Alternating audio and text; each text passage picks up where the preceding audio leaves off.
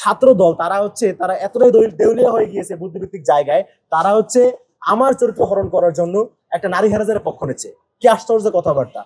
দেখেন, এটা আসলে ছাত্র দলের যে বুদ্ধিভিত্তিক দেউলিয়ত্ব, এইটার পরিচয় প্রকাশ করছে এখানে।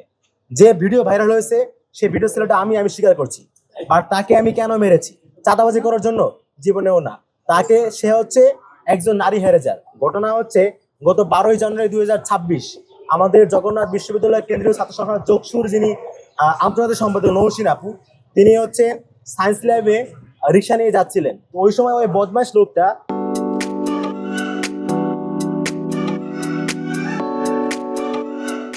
তার রিক্সা লাফ দিয়ে সে উঠে বসে এবং উঠে তার নিকেও টান দিয়ে সরিয়ে ফেলে এবং তাকে শারীরিকভাবে হেনস্থা করে। তো এরকম ঘটনা ঘটার পরে ওই আপু আমাকে ফোন দেয়, আমি সেখানে যাই এবং তার সাথে কথাবার্তা বলার পরে সে আমাকে বলে কি জানেন, সে বলতেছে যে ওই লোকের নাকি 10 বছর আগে এক মেয়ের সাথে বিয়ে ঠিক হয়েছিল।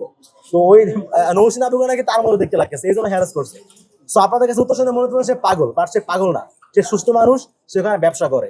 তো এখন একজন স্পষ্ট নারী হেরেজার, তাকে আমরা কি করবো? অবশ্যই আইনের হাতে তুলে দেবো। সো আমরা এই কাজটাই করেছি, আমরা তাকে তখন ধরে নিয়মবাগে থানায় নিয়ে যাই। সো সে যে নারী হেরেজার, তার বিরুদ্ধে পুলিশ ব্যবস্থা নেবে। এখন তো তাকে তো আদর করলে সে যাবে না, সেই জন্য তাকে আমরা কঠোর পদ্ধতি প্রয়োগ করে তাকে আমরা থানায় নিয়ে আসি এবং তাকে জোর করে আনতে গিয়ে তাকে আমরা থাপ্পড় দিতে হয়েছে এবং তাকে আমরা থানায় সোপর্দ করেছি, আইনের হাতে তুলে দিয়েছি। এটা সমস্ত এভিডেন্স আমাদের কাছে আছে, আমি আপনাদের শো করতে পারবো। আমরা তাকে সেখানে গিয়েছি, নৌসিন আপু অভিযোগ দায়ের করেছে, অর্থাৎ আমরা তার বিরুদ্ধে আইনগত ব্যবস্থায় নিয়েছি। কিন্তু দুঃখজনক ব্যাপার ছাত্র দল তারা এতটাই দেউলিয়া হয়ে গিয়েছে বুদ্ধিভিত্তিক জায়গায়, তারা আমার চরিত্র হরণ করার জন্য একটা নারী হেরাজের পক্ষ নিচ্ছে। কি আশ্চর্য কথাবার্তা!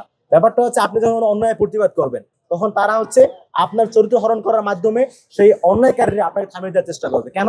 কারণ আপনারা খুব ভালো করে জানেন, এই গত পরশু দিনে আমরা ঢাকা বিশ্ববিদ্যালয় ছাত্রদের চাঁদাবাজি স্পষ্ট এভিডেন্স সহ প্রজেক্টরের মাধ্যমে দেখিয়েছি। এই যে আগুন লাগছে, সেই আগুনের তাপ তাদের যে বুদ্ধিভিত্তিক দেউলিয়াতের পরিচয় দেওয়া। একটা নারী হেরেজারকে আইনের হাতে তুলে দেয় ঘটনাকে, তারা পুরোকে চাঁদাবাজি হিসেবে। আরে ভাই, চাঁদাবাজি করস তোরা রাস্তায় চাঁদাবাজি করস, তোর উদ্যানে চিন্তাই করো, তোদের চরিত্র, আমাদের চরিত্র না। যদি আমাদের ইচ্ছা থাকতো, জুলাইয়ের পরে আমাদেরকে নানা জায়গাতে বহু অবদফা দেওয়া হয়েছিল, কিন্তু গ্রহণ করে নাই।